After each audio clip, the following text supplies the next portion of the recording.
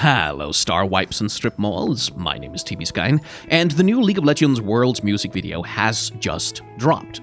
Which means we get to do another animation music video breakdown thing, which I didn't do last year because I just didn't find that music video very interesting to talk about, unfortunately. It was fine music video, it's just, as an animation piece, I just didn't find anything that sort of interested me. But I did find it with this one, because this is a very unusual music video, really, at least in terms of how we think of League of Legends, like, Worlds animation music videos, compared to something like Rise or Ignite, which are some of the older ones. This one is much more of a mood piece, and you can really see that, actually, if you pay attention to the way that the animation is paced here. Like, if you've listened to the song, and you really should go and do that and watch the music video yourself before you watch this breakdown, the animation, like, the music is actually very high energy. Like, it has a do, like, it has a pretty fast beat. Like, the Lil Nas X's performance is pretty high energy. Like, he's like, it has, like, a good pace. But if you pay attention to the pacing of the animation that's going on screen, mostly it's this. Mostly it's these relatively static shots of things just kind of happening. It's much more of a vibes-based sort of visualization. It's much more of a kind of mood piece music video, because the few action shots that we do get, like one is coming up right here where we get like some bricks flying through the air real quick, even they are like not really in service of like kicking off a big action scene or anything. They're more just in service of like raising the stakes and escalating a little bit. Even here, like giant robots walking through the city, it's all very slow and languid, and like people just, oh hey, there was a giant robot there that was walking through the place.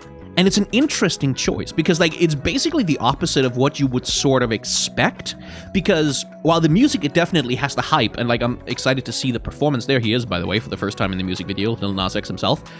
While I'm excited to see the world's performance of this music video, like, the animation here just does not get me hype. Like, and it doesn't seem designed to either. Like, it does not seem designed to generate hype.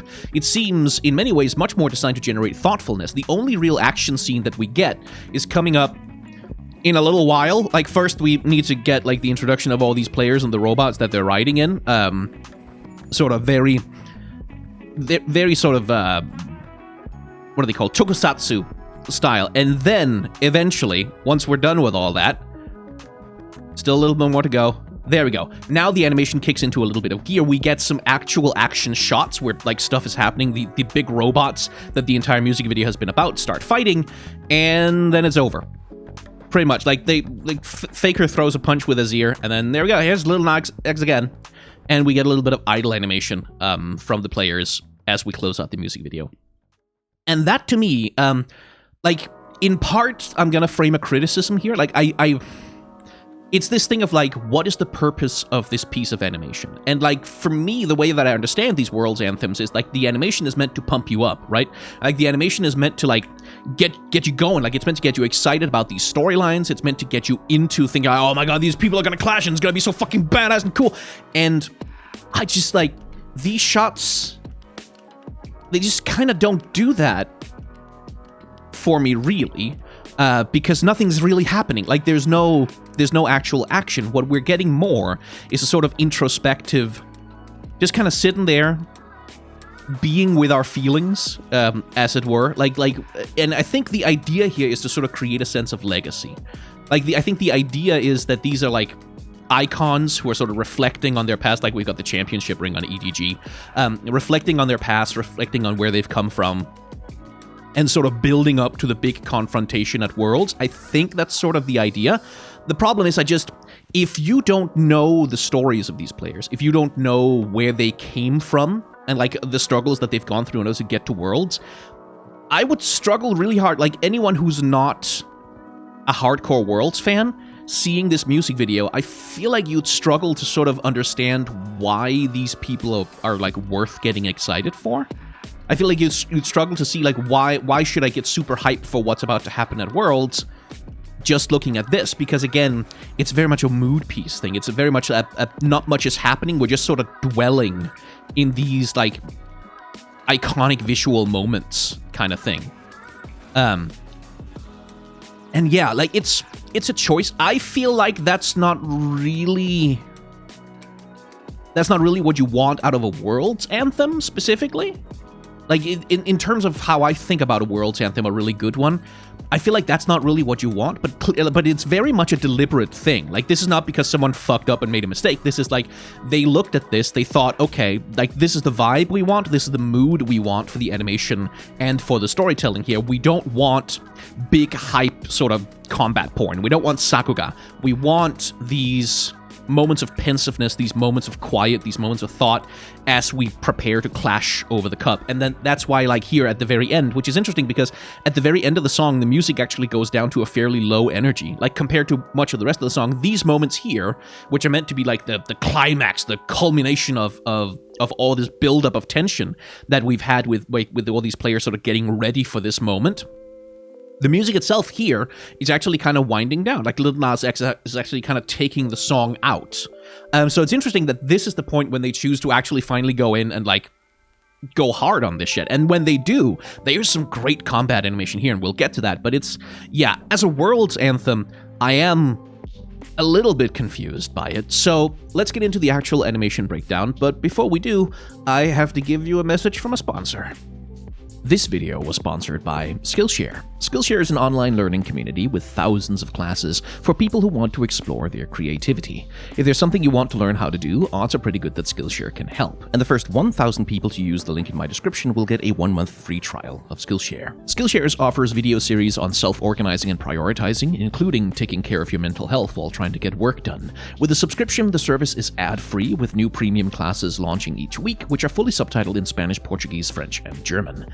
And since we're talking a lot about character animation in this episode, why not study up on its fundamentals with Johannes Fest's series on the basics of hand-drawn animation? He takes you through techniques that are found at the core of every piece of animation you have ever seen, from Pixar to 12-episode crummy gotcha commercials masquerading as anime, making it all accessible and understandable in theory and in practice. Skillshare has this and dozens of other series besides on every creative endeavor under the sun, so once again, use the link in my description for 1 month of free access and start exploring your own creativity. Hey, sorry about that, but the bills do need to be paid. So, let's break this down step by step. We open on a shot of the San Francisco Golden Gate Bridge, which is like, yeah, if it's in San Francisco, you have to. I think it's mandatory. I think there's a law, actually, that says if something's set in San Francisco, Golden Gate Bridge surrounded by fog, this is the law, this is how you have to do it. Which establishes immediately where we are, right? Like, then we get an establishing shot of the city, and then we get this unnamed person whomst be having a championship ring on their finger. I haven't followed esports so closely for a while, so I probably don't know the names of most of these people anymore. Like, is Faker there? I think Faker's there. And then we get a little sponsorship, like Mercedes-Benz is sponsoring the tournament, so we get the players posing with a really cool concept car that doesn't actually exist. And this, like, to me, like, I understand why they, like, that's how you do that shit with sponsorships. I don't like that intruding here because this is such a pointless fucking shot.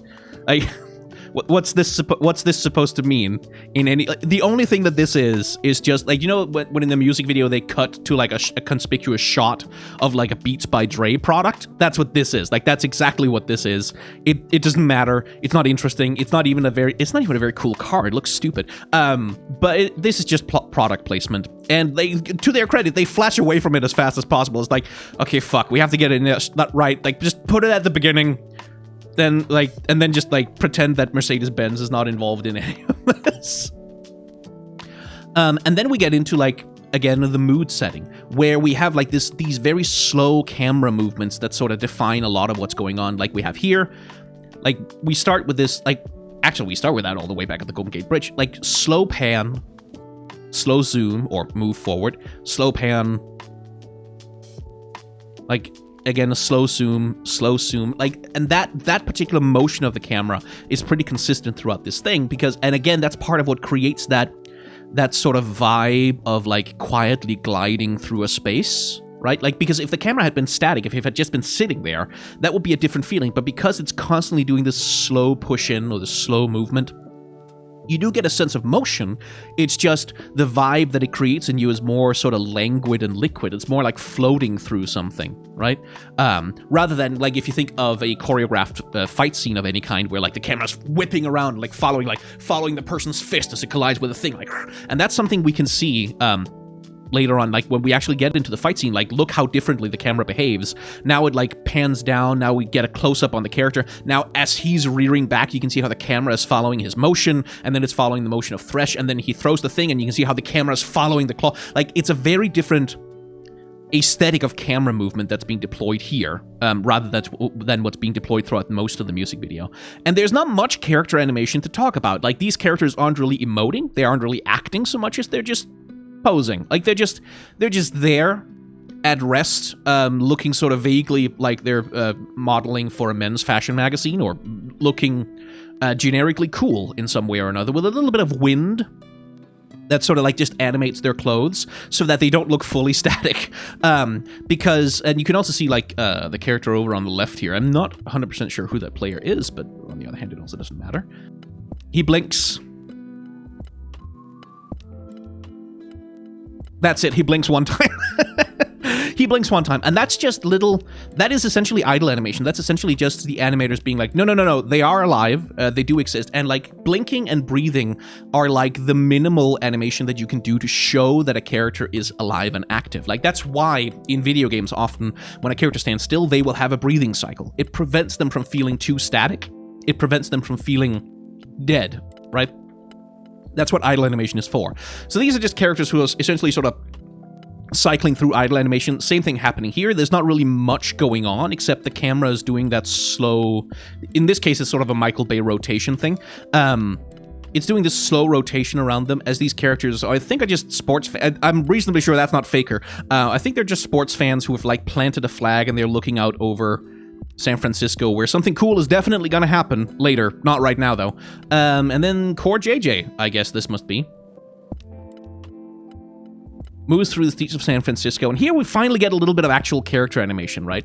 Like with this sort of casually taking a sip of a cup and just kind of strolling across. I don't feel like we're getting a lot of character from him. Like, this feels like a very sort of generic walk cycle. Like, like sometimes with little animation touches like this, you can communicate a lot of character. You can get a lot of who this person is, what they care about, what they do, how they interact with the world. You can get that across in these little animation touches. Here, that doesn't really seem like to be what the point of this thing is. It's just kind of him, again, moving through the space, moving through the city of San Francisco, while this lady with a Team Liquid logo on her arm, I don't think...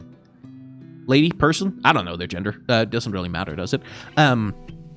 They are posing sort of cool and looking directly at the camera with the Team Liquid logo on their arm, which is weird because Liquid didn't make Worlds, I don't think. Did they?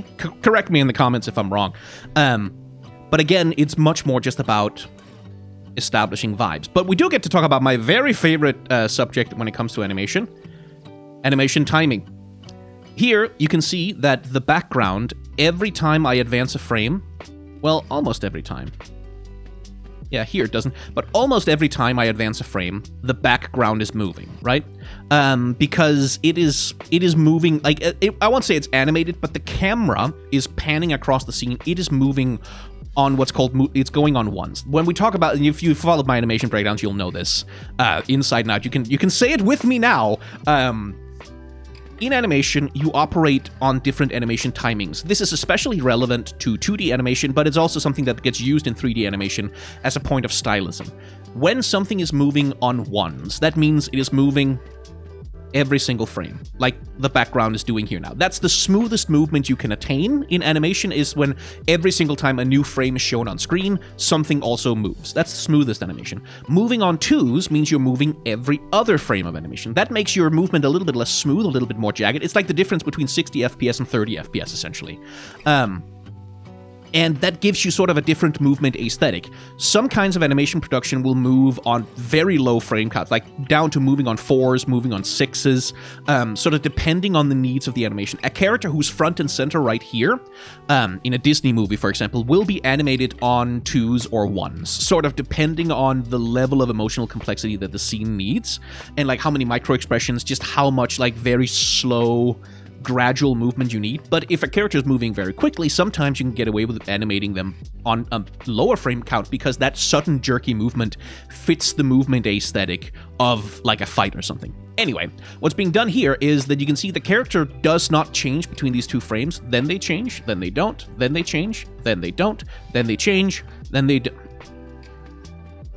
and so on, right? So the character is moving at a different animation frame rate than the camera is moving. And that gives them that hand-drawn animation feel. Like you can kind of, if you pay attention to it, you can kind of see that the character feels like they move at a slightly different style, like in a slightly different way than the smoothness of the camera. And that gives them that hand-drawn animation feel. Like we're used to hand-drawn animation looking like that, moving like that. And so a lot of productions, even if they had the budget to go up to 24 frames per second, even some 3D productions, even though they can just animate the character very smoothly at 24 frames per second, will choose to use lower animation frame rates in order to achieve a certain aesthetic, like a certain aesthetic that's associated with animation. And that is being used here. Again, I don't know that it's being used to do anything particularly interesting in this case, but it is being used, like, and it establishes a sort of aesthetic feel. And here's a shot that I will criticize. This is supposed to be sort of like the person is taking pictures with the team that they're Team Liquid. Again, Liquid are there. But the person is taking photos with a group of fans, I think is the idea here. And I would not be 100% surprised if they use, like, actual photos of fans as reference for this. Because some of these background characters feel way too specific not to be caricatures of real people. And I think the idea here is that this is a photograph, and then the player is the only person who's actually moving. I really feel like you should have had the people do idle animations. Like, I feel like they should feel like they were alive. Like, because pay attention to the colors. You can see that the player here is much brighter. They're much more lit. They have more saturated colors. They feel more alive just in terms of the visual way they're presented. Other characters are out of focus because the focus is squarely on the player in the center. And to me, these shots are just a bit uncanny. Like this, these feel like cardboard people. Like these don't feel. It doesn't feel like a photograph that's frozen in time. It feels like this guy is standing with a bunch of cardboard cutouts, and sort of doing a pose, and it feels a little bit awkward. Like I feel like if it was meant to be a photo, they should have added like photo filters, like something that looks like a celluloid filter, like some kind of reflection going over the screen. I'm not 100% sure it works as is, to be quite honest. So here's a little boil, is essentially what this is. Like, this is sort of a minimal movement of the character. Like, all that's really happening in this shot is that his fingers are moving like that. And here you can see, like, the thing I talked about, where under the principles of limited animation, when it's only the hand and the fingers that are actually doing anything, you could perfectly justify not animating this part of the character, but they're doing it anyway because they want that feeling of, like, almost like slow motion, that feeling of very gentle, very gradual movement in the character, which I think is, again, to avoid him looking like the cardboard cutouts that he's standing among. But yeah, who knows? Anyway, here we get a little bit of animation wizardry. Like, animators, I noticed that some animators just kind of love to show off by having a character doing these kind of coin flippy tricks, because it is a fairly complex little sequence to animate. You have to animate a lot of fingers, which can be tricky bastards to deal with, and you have to, like, keep a very specific, very rigid object on model as it moves across the fingers of the character. And I really quite like these shots. Like, they're kind of show-offy, but that's the sort of stuff I'm into. Like pay attention to, let me zoom in on the hand, actually. Pay attention to, like, the way that the weight of all of the fingers are shifting, right? Like, as he moves the coin up on the top of his hand, you can see how it, like, rears back, it tensions up. Flippity flip, and you can see, like, the way that the fingers sort of go up and down in this almost spider leg-like motion, down and up, following, like, the motion of the coin across his hand. And then at the same time, and these are also hand-animated effects, by the way, by the looks of it anyway, you can see how the highlights on the coin are sort of like flowing across the surface of it as it moves. And this is a little bit of showing off. The coin has an engraved design on it, and, like, that's a really fucking difficult thing. Like, I do not want to underplay this. It is extremely difficult to animate a rigid object with, like, a very specific geometric shape. Like, you can't cheat this shit. It needs to look like a round coin, and if it starts to sort of bulge in one side, it looks awkward and weird. So you can't cheat this. And then the fact that it has an engraving on the surface that also needs to be consistent between frames, even though the coin is flipping over itself, right? It needs to look consistent with the shape and the orientation and the movement of the coin from frame to frame. That is really fucking difficult. Like, that is a very difficult thing to do by hand, which is why in a lot of productions, like, when a character is interacting with an object that is so static as this, sometimes they'll cheat. by 3D animating it instead. And sometimes they'll rotoscope over that. Or sometimes they'll just use the 3D model with some really nice 2D looking textures applied to it, in order to sort of get around having to do the complex animation of this. Actually, there is a story from the 101 Dalmatians. When Disney was producing that movie, you remember Cruella de Vil's car, and indeed all the cars in that movie, the animators were like, we don't want to have to animate that goddamn fucking car. Like, we don't want to do it. Like, it's a really complex technical piece of machinery. Having to animate that thing by hand, frame by frame, absolutely not. We're not doing it. So what they did was they created a cardboard model of the car, and they like photographed that in all the different poses and positions, and like they filmed it doing the things they wanted it to do in the film, and then they just rotoscoped over that. Like they just put that down, like they drew like the animation over the top of those grabbed stills, and used the car as like a physical piece of reference that they could use in order to do the animation. Because like they just like, no, we don't want to animate like a very rigid physical object like that. God, no, please save us. So they literally just came up with they literally made a 3D model before 3D modeling was possible. And again, that little bit of there's some really good, when we get character animation, when we get something that isn't just like a sort of static idle pose, we get some really good movement, because not just the movement of the coin over the fingers, right? And again, pay attention to the fact that the cars are moving at a different frame rate than the character. Not just the movement of the coin over the fingers, but also the way that he shifts his arm, and he shifts his head back and forth. You can see his eyes following the coin as he's flipping it across his fingers. Right, you can see that little movement of the head, and that little movement of the head propagates. It propagates through the arm. It propagates into the arm that's resting down here. You can see how that kind of shifts the gravity of his whole body a little bit. It propagates through the left arm and the shoulder. You can see how every movement that he's doing, it's not just that the hand is doing a fairly complicated little technical movement here. It's that the movement of that hand, the thing that he's doing here, propagates through the arm, up the shoulder, into the other shoulder, down into the weight that he's putting on this leg. It propagates down into his posture. It propagates into everything, the movement of the head. It's there's this wonderful character cohesion in the physical animation of this guy, just as he's sitting doing this relatively downplayed, not very action-packed bit of animation. There's a lot of just good awareness of physics and anatomy being displayed by the animators here. They just do a really, really good job of capturing the physicality of that motion. That's genuinely really impressive. I really like that. Then we get another shot of guy standing with cardboard cutouts. This is a guy from GG anyway.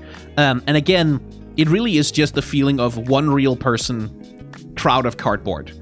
And again, I don't really like it. I really feel like if they had bothered to animate the crowd with idle animations, all of them also, that's a lot of work, by the way, but if they all had sort of if they all had a lot of energy, cheering or raising their fists or bopping up and down or shaking their banners or whatever, and then the player had been the one quiet space in the middle of that, a sort of quiet center in the middle of chaos, that would sort of feel more we're making this person out to be a badass. This is someone who keeps their cool in a tense situation kind of thing, and it would feel less like a dead scene than it does with these particular shots. And again, reasonably sure these are caricatures of real people.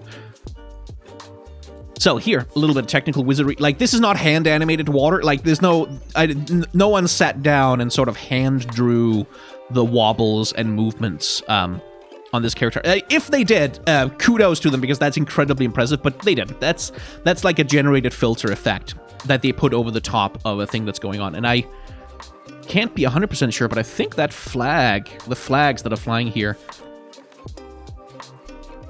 I think they are 3D objects. It's really hard to tell. I think the flags might be 3D objects, but here we get to talk about frame rates again. Because you see how the flag moves here, and then then the flag actually doesn't move here as the water moves, and then the flag and the water, they're out of sync, and you can see how the flag is actually at a very low, really, really low frame rate. This is animated on 4s or something like that. Let's see. 2, 3, 4, 1, 2, 3, 4, 1, 2, 3, 4. Yeah, the flag is animated on 4s, while the water is animated alternately on 2s and 3s, which like is again about giving it that sort of erratic, wobbly motion that the water has. And then the character is animated like, again, at a frame rate that it all clicks at separate rates from each other. And that creates like a sense of smoothness in the scene. Like when you look at this, like it all looks quite smooth, right? Like you get the impression that everything is moving quite smoothly, when in fact they're not. And you can even see that the flags, right? The top flags on the poles, they move on this frame. Then the bottom flags move on this frame. So they are each animated on 4s, but they're animated on 4s at displaced timings, which means that a flag is definitely moving every 2 frames. It's just not the same flag. And again, that contributes to the illusion of smoothness. Like a certain illusion of smoothness, but also an animation vibe of not just smoothness, but like that particular hand-drawn animation feeling that you get. Anyway, that's not one of the players, right? That's just a guy in a Fnatic shirt. But again, another vibe shot. Really not much to say about it. We just get the character sort of walking in the background. And we get another cardboard cutout scene. This one's a little bit shorter. Is that meant to be a Romain? I don't think it is. He doesn't work for Fnatic right now, does he? God, I've been out of esports for so long. But anyway, player posing with cardboard cutouts where they, again, are all desaturated and sort of out of the light in a way that, again, it just feels uncanny. And now even the player, like, even he doesn't have much of an idle animation to do, like, because all he does is this little thing, which, again, the little motion that's there is really well observed in terms of the physicality, because it's not just that he's slightly uncrossing his arms, right? You can see how the entire body and, like, the jacket and, like, how, like, the Fnatic logo here, you can see how that pulls a little bit to the right, because as he unclenches the crossing of his arms, that opens up his chest a little bit, so that pushes out a little bit. Like, there's a huge amount of awareness of just the complex physical interactions of cloth and body when a person makes that kind of movement. But then in this shot, like, he doesn't do anything. He doesn't have an idle animation basically at all. He does a blink. Like, there, and, like, I think he shifts a little tiny bit, but again, because even he, the player, is just not doing anything, this feels so static. I kind of don't like these shots. Anyway, this, not sure if that's supposed to be a particular person specifically, but it's just flags, which are doing the same thing that we talked about before. You can see, like, they move at separate frame rates, and we can kind of zoom in on them a little bit to show you. It's kind of hard to tell with all the camera effects that they're overlaying on top of it, but this flag, these flags, and that flag all move on separate timings, which, again, giving it that illusion of smoothness. Then we flash back to the car, because we need to have the car. It's important to the storytelling of this thing that we see that there's a really stupid-looking concept car. Like, would you want to crash in this thing? I wouldn't want to crash in that thing, and you would die. This thing does not have crumple zones. You would die immediately. Then we get some fans take this. No, wait, they're taking pictures with their favorite pro player, and that's cool. And here we get a little bit more sort of something going on. Like, for one thing, we have the handheld bobbing of the camera, right? As this person is, like, raising the selfie camera, trying to get the right framing, we get that handheld bobbing that's really well done. Like, handheld bobbing like that handheld camera movement feeling, actually deceptively difficult to do sometimes. Like, because you have to do it, but you have to do it in such a way that it doesn't replicate all the flaws and problems of a real person holding a camera, which is like, if a real person is sort of holding a camera trying to steady it, there's a decent chance that they'll, like, tilt it from left to right, like they'll tilt the angle too much, or they'll sort of shake and, like, something gets, like, rapidly whipped out of frame and then comes back. That's a really unpleasant viewing experience. So they replicate a lot of the flaws of a person holding up camera, but they don't quite replicate all of them. Like, right? Like, so they make some choices about which imperfections to sort of port over from that kind of motion and movement. And we get, again, some wonderful awareness of the physicality. Like look at the person who's taking the picture, right? Like, they're inclining their head a little bit, like they're giving a smile, but then also notice that, like, those slow smooth movements of the arm, and the way that, like, as they're raising their shoulder, the way that the other part of the body sort of responds to that. And the same thing with the player, right? Like, as he's leaning over and you can see he's raising that hand there, the way that that shifts, like, the little bit of his tracksuit thing, and the way that, like, his shoulder sort of comes up, like, it's just... And I'm expressing some frustration here because, like, clearly the animators who did this are really fucking good at moving the human body around. So couldn't the director let them do that more? Like, I just want these animators to, like, do some really cool complex motion and, like, some really complex, like, emotional acting with these characters, rather than just these split-second moments where barely anything happens, where they're doing this, like, very low-key, not very much of anything. But that is just my thing. Anyway, we get another vibe shot. Esports team posing, and they look cool, while the camera slowly pulls back and Guy takes a bite of thing. And then we get another cardboard cutout thing, but I do like this little detail. Like, this detail I really like, because this is an acting detail, right? Like, when this guy is posing with the fans, and again, we're building up to the commencement of another World's Championship. Where is his mind? What's he thinking about? Like, what's occupying his psyche at the moment? Well, he's got the ring on his finger, and he's kind of flexing his hand. And he's holding on to it. Like, you can see he's sort of caressing it a little bit. Like, that's a good little moment of acting where you can kind of, where you're displaying outside what's on the inside of the character's head by the way that they're posing, by the way that they're acting, like, by the way that they're absent-mindedly fidgeting with their hands. I like that. Like, I like that as an acting choice, because, like, that's the kind of thing where you externalize that which is internal in a way that it's, like, really cool to look at. Dancing person, again, more of a vibe shot. Each of the characters here, they don't do any other motion, but they do blink. Because, again, like I said, blinking is sort of one of the minimal steps of it. If you want a character to look alive, like they are alive, even if they're standing very, very still, blink. That's basically what you do. And we have, like, this again, like, I've repeated myself, but I really do mean it, that, like, when we get to see character animation, I am so impressed with, like, just the awareness and the command of gravity, because this is such a, like, this doesn't look like Sakuga, right? Like, this doesn't look like super impressive, like, cool anime fight animation, but this is really impressive to me because look at that, like, as she leans her weight down on that leg right there, bringing the other arm up, like, this is also part of the dancing choreography, obviously, like, bringing the knee in, laying the weight all down there on one side, and then as she shifts the weight, like, raising the shoulders up, and you can literally see her moving, like, the counterweight, the balance of, like, here she's using that arm to sort of keep herself balanced as she's shifting her weight, and as she's shifting the weight of the legs over to the left, you can see her moving the weight from one hand to the other out here in order to keep herself balanced, in order to keep that rhythm going. And that's just really good physical acting. Like, that's just really good understanding of what a human being does when they have to shift their weight around in order to do something as complex as dancing. Yeah, I really like it.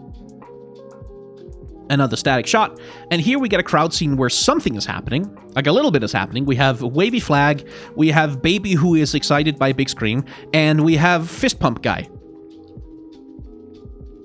But again, if you pay attention, like, it's again, because the vibe that they seemed to want to go for here, the vibe that they wanted from this music video was one of stillness, was one of sort of a languid feeling of floating through these spaces. They are really avoiding visual chaos. Like, they're avoiding just making too much happen in the frame at any given time. So 3 members of the audience get to emote and animate, get to do anything, because that's, like, the minimum amount of people that you need in order to give the impression of a crowd that's being rowdy, and everyone else is just striking a pose. Like, they're yelling, but they're not, like, their body isn't doing anything to yell. This person has their arms raised, like, so you get the sense of a crowd that's rowdy without a depiction of a crowd that's rowdy. Again, like, I really do miss that energy. And, like, this is, again, because I don't feel like that's the energy you should have for a World's Anthem, so I see that as a flaw. That, like, no, when you have a big crowd that's doing stuff, they should all be moving. Like, they should all be bringing the energy. And then the players can be the center of quiet, like the eye of the storm or whatever. But, yeah, moving on. Then we get 3D Summoner's Cup rotating briefly in sort of a little bit of a sort of 80s cyber vibe kind of thing. And then we come back to these shots right here, where again, this is just like the player is doing little reaction shots, like they're on an old sitcom and like their names are flashing up on screen, they're being introduced. Just these little reaction shots from the players that are sort of meant to make them look like they're all... It's sort of like a moment of like spider sense, right? They're all hearing the call to adventure, the call to the battlefield, the call to come and fight for the Summoner's Cup and you know, do the rest of it. And that works just fine. Although again, like it is a thing of like they just do a movement and then idle animation, if any animation whatsoever. And it's just like there's not much to talk about. Again, this is what I find interesting about this thing as a music video, is that it is so low key in so many moments. Like in so many moments, it just chooses quiet over everything else. In a way that's curious. Now we finally get to some of the good stuff. Because here, like, we get to see a little bit more physical acting from this person. So he has heard the call or the siren song of the Summoner's Cup. He's definitely going to go for it. So we get this flash of light across his glasses, like a classic anime move that sort of gives him a little bit of a sense of like that. Oh, something has shifted. Something has happened. He's about to do something.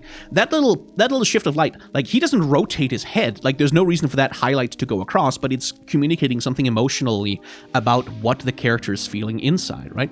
And here we get full body animation. So this is something else I should explain.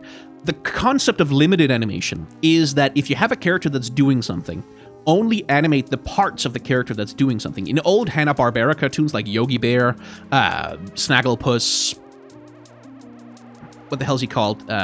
Topcat, rather. If you pay attention, the characters, when they talk, they will often only move their faces. Like the entire rest of the body will be completely static, or maybe they'll move an arm. Same thing on Family Guy, right? Like Family Guy has these speech poses where they'll sort of like the mouth will move and they'll stand very still, and then they'll like put one arm forward when they're emoting something. They'll lean back, like they'll do like one little motion. That's limited animation, right? You animate only those parts of the character that absolutely need to be animated in order to get something across. This is not that. This is what's called full animation, by which I mean, if you pay attention, you can see, like, as the thing flashes across, like, you can see, like, his hair falls down a little. He's slowly shifting his weight just a tiny little bit. The parka that he's wearing shifts down. You can see, like, the shape of his jaw. Everything's sort of boiling. Everything's moving. This is full animation. Everything that the character is doing, their entire body is fully animated in this moment. And again, not to do very much, right? Like, just... You can see how he kind of like, he shifts his weight down a little bit. That's anticipating the movement. And then here comes the actual motion where he begins to raise his shoulders. He begins to raise himself. He sort of, you can see he breathes in.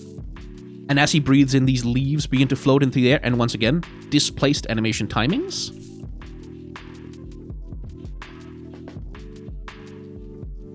And again, this, like, again, full animation. In a shot like this, you don't need to animate the body doing any goddamn thing. You could just animate the hand, but they're doing the whole body. And you get this sense of, like rising power shifting through his clothes as this one hand slowly raises itself and gets ready to form a fist.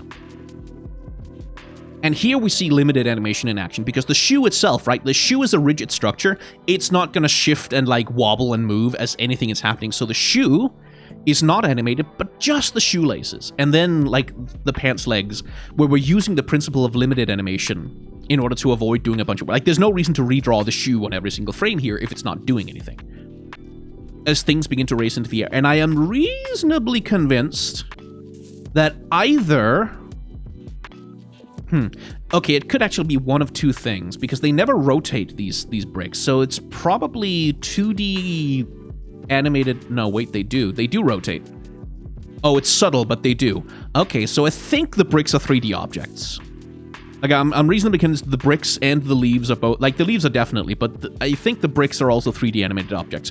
This is an effect that could be achieved by just taking a 2D image and sort of, like, distorting it as it moves through the camera space, but I think these are actual 3D objects. As we get this sort of classic wizard casting a spell sort of thing, where, again... Like, pay attention to how much the animators are doing in terms of, like, as he slowly raises his shoulders, the way that the weight shifts across the body. It's really hard to see what the clothes are doing because they're all being whipped up by an invisible wind. But there is like a really good sense of gravity. Like, look at that shadow there on his arm shifting as the parka is being whipped around by the wind. A lot of very careful attention is being paid to volume, is being paid to movement of a character. Then we get another static shot of these two characters just sort of vaguely reacting to the city floating up around. They're very chill in San Francisco. Just nothing bothers them. Floating bricks in the air, homeless people dying on the sidewalk. Nothing bothers them. It's not really a problem for them. They are all very, very, very chill as a people in a town. And there's not much to say about any of these shots. These are, again, sort of languid, quiet. Again, the visual idea seems to be that there's this buildup of tension, right? There's this buildup of power as we get ready for the whole thing to explode and unleash itself. But, yeah, nothing much is happening. And again, things I've said already, just the subtle little shifting of weight, the way that it affects the side of the shirt. Again, that little flash of light across the glasses being used as a point of emoting. It's all very good. It's just, there's not much to talk about. Finally, we get an action shot. And here the camera, again, now the camera actually springs into action. It moves up to the person's hand, and then it follows, like, their motion as they push forward with their hand. The camera whips around, sort of pans to follow the action of what they're doing. And now finally it feels like there's life, right? Rather than just kind of languidly floating through a space, now it feels like, oh shit, like shit is happening.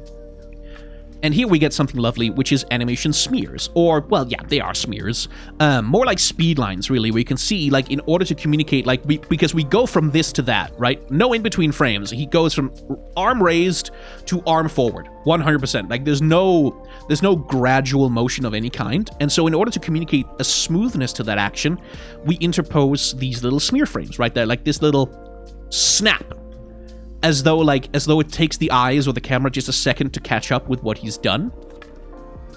And that's what communicates the idea, right? Like, because when you see it in motion, you completely buy that he did a full motion, that he fully had his arm up and then fully then came forward. In order to actually do that, what he would need to do is either, like, snap his arm down in an arc or rear back the shoulder and then push forward. And it seems to me more like he's pushing forward rather than he's swinging his arm in a downwards arc. But because of the smear frames, because it happens so quickly, and because it's followed up with the motion of the bricks, like that, you don't register that there's a gap between here and there. You just sort of accept it. And that, like, again, just good fundamental animation technique. Now, once again, animation timing. This shot here, for example, I really like this. This is one of those, like, little moments that you can catch that are quite funny because of, like, differentiated animation timings, where you can see that the bricks in the character, like, here they're moving on the same frames, and then, boop, all of a sudden they're not. And then, once again, we get, like, and that's also, of course, all moving alongside the camera at the same time. And it genuinely works pretty well. And again, a little bit of physical acting that I like. Like, you can see, this is the character, so he's rearing up to punch his hand into the air to summon rocks, right? Like, rock summoning or robot summoning, one or the other. And you can see, like, the way that, like, the weight rotates around his center, rotates around the spine. You can see, like, he's placing his weight on a different foot. I think he might even be stepping forward a little bit, putting the weight down on that foot so that he can rear up and, like, punch that left hand up into the sky and start to pull down. And here we get a little bit of, like, distortion, right? Like, because he's poking out of the frame, like he's poking away from the camera, we get, like, this foreshortening effect where his arm is actually a lot longer than it really should be. And then it resolves as we pull back, like the camera pulls back and we pull back. You can literally see the arm kind of shrinking, right? Like, you can see it kind of snapping back like it's made of rubber a little bit, where we're getting that little bit of exaggeration in order to really sell the motion of what he's doing that I really quite like. Anyway, not much to say about these other shots. Like, this is mostly a bunch of relatively impressive technical 3D animation. Well, relatively impressive, as the robots are being assembled. But we do get, like, this. I like that. Like, I like that a lot. It's this bit. I'm going to zoom in on that hand. It's the hand, like, this frame of the hand as it snaps the coin out of the air. I really appreciate it, because he flips the coin up. And then, like, it's that. You can see how the fingers bend back a little bit. Like, they get sort of, as though something is pushing them backwards. They bend backwards. Just for a frame, just for a single moment. they bend backwards a little bit, and then you get a snap, and then like he lands from that quick motion. And it's all that like one moment of breaking, like that one moment of the fingers being bent back that sells like that quick snap of the motion as he grabs the coin out of the air. That's really good. I could watch that for hours. That rules. Like, the only thing that might have made it a little bit better is like a moments of a smear frame, like a little bit of a speed line or something put over it to sort of bridge the gap between the two positions. But it still looks so good. It's just like that's just good little character acting moment. And again, we're doing full animation, even though it's only really the hand that's like doing this the flashy thing right now. The whole body is moving along with it as he snaps the hand in to grab the coin. You can see that tension, like that little tension fold that appears on his shoulder as he raises the shoulder up and like brings the hand in towards his body. Like, really good. And then, whee!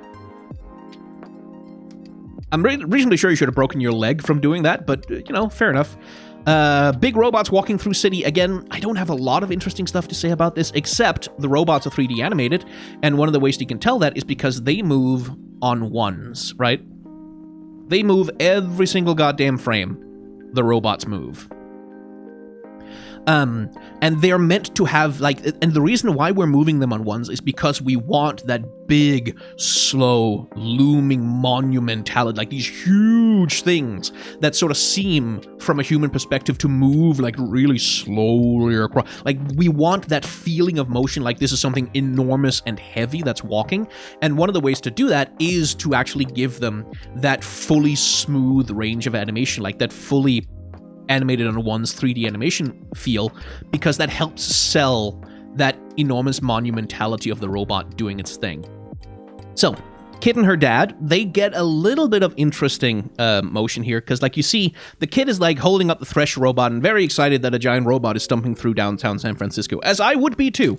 And the kid has like this little bit of sort of idle movement to them that sort of just keeps them, again, alive in the frame while stuff is happening. But what I really like is the dad, right? Like, as the kid is like looking forward, you can see what he does. Like, he blinks, then the eyebrows come up, and he's sort of looking up towards his kid. And then they notice, or the kid notices, nobody else really does. The kid notices, oh shit, there's a giant robot behind me too. So they get this surprise look, they turn around and see what the eyebrows do.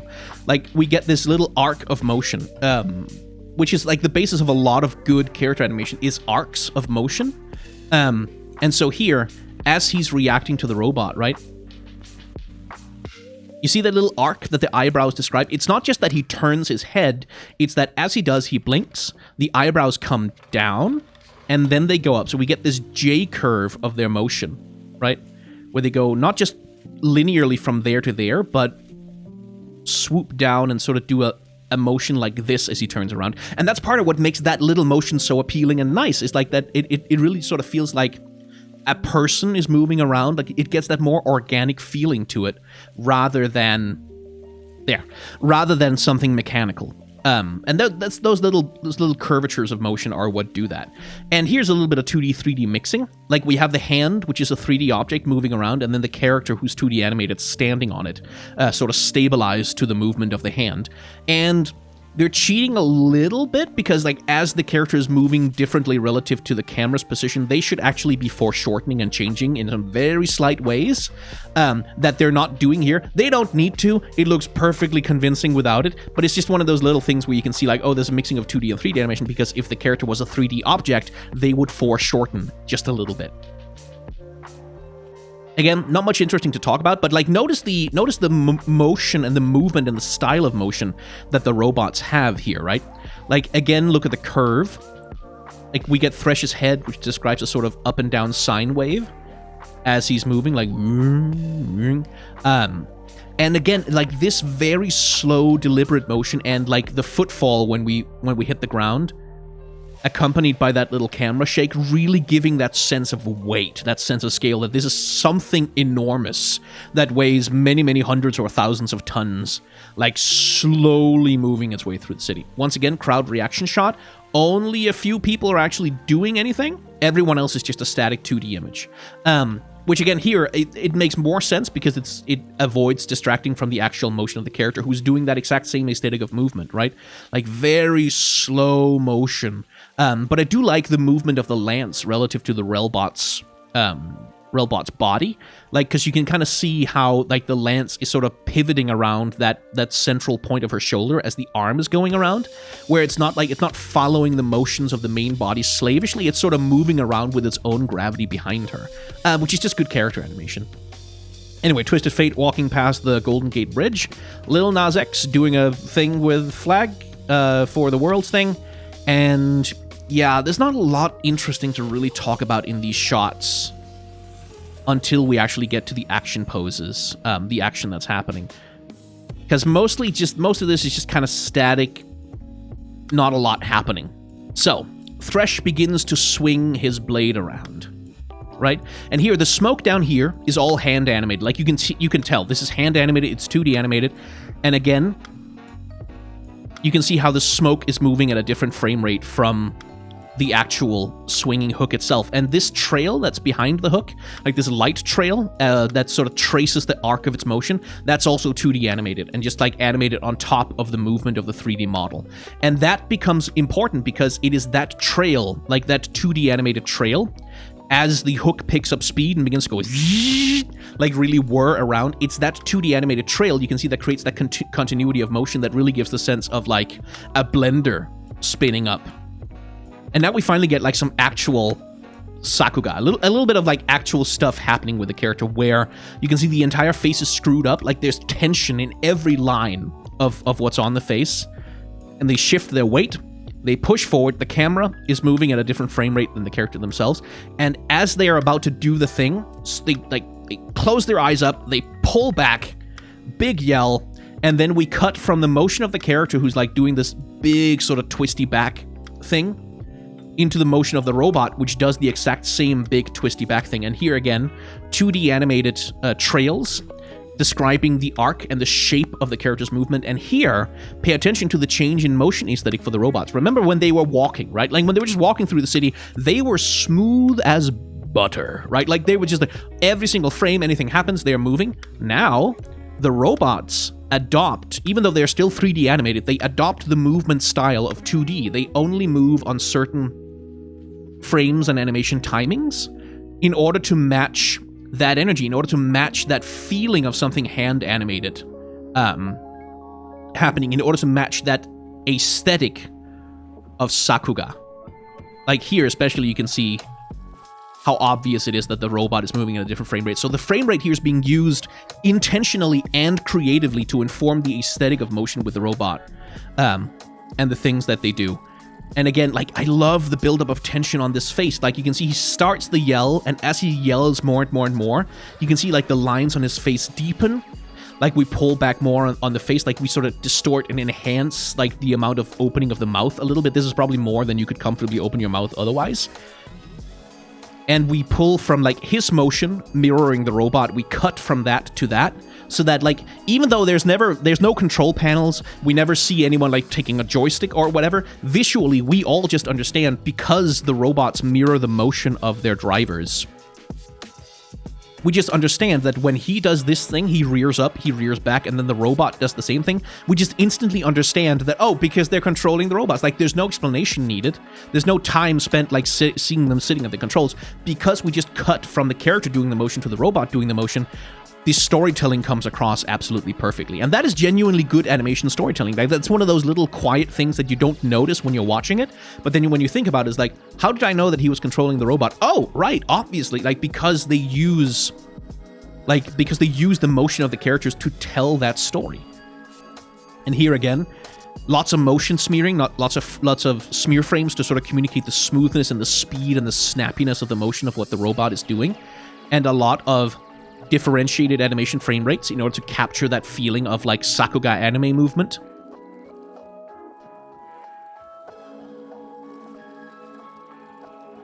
And as he throws a punch, Azir throws a spear.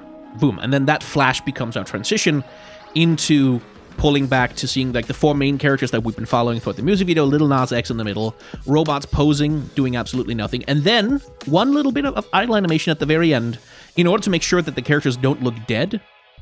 Like there, Lil Nas X shifts his weight from standing with the left leg to the front to the right leg, carrying a little bit more of his weight. Then we have the guy over here. He's gonna like cross his arms. Then yeah, there. This guy moves his head very, very slightly. And then this guy and that guy shift their weight a little bit. You can see how those motions are staggered out, right? Like, you can see how Lil Nas X does a thing, then he does a thing, then that guy does a thing, then those two guys do a thing. It's all staggered out such that the characters aren't moving all the time, but that one of them is always doing, like, a little bit of motion, like a little bit of moving, just to remind you that, no, they're still alive. They're not cardboard cutouts. They're alive. They're doing stuff. These are people. So see them as people who are, like, posing in front of a thing and not as just flat 2D images. And it's just a teeny tiny little bit of idle animation to sort of get that across, which again, good technique. It's just doesn't leave much for me to talk about. All in all, I like this music video. Like, I do think it has some interesting visuals. Like, it does a lot of interesting stuff with its characters. The animators who worked on it are clearly incredibly competent, like really good at their shit. But as a music video to generate hype, like as a thing you watch, you kind of go, oh my god, fucking hell, yeah, let's go. No, like the visuals just conflict with that particular vibe, and I do feel like it's clearly an intentional choice to do it this way, but the high energy of the music not being reflected at all in the animation, to me, it doesn't really work. It doesn't do the thing that I would expect a music, like an animation video to do.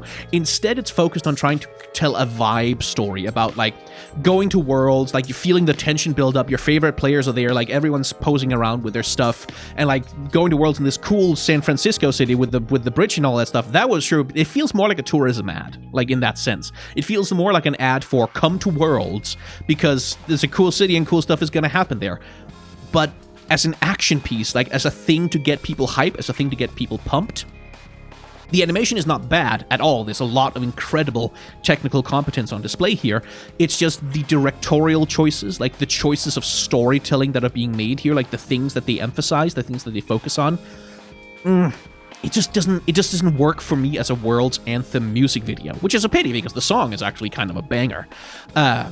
So, yeah, I have mixed feelings about it. Like, there's a lot of interesting stuff to talk about here. It's just, it's not what I would expect from the purpose that this kind of animation is meant to have. Anyway, if you have enjoyed me rambling on about the League of Legends World's music video for a while, you can hit the like, comment, and subscribe buttons down below if you are so inclined. This video is sponsored, so I won't do the self-promotion thing, but if you want to support me, I'm sure you can figure out how to do that. Thank you very much for watching. Remember to be kind to one another, and may the tides of history wash gently over us all.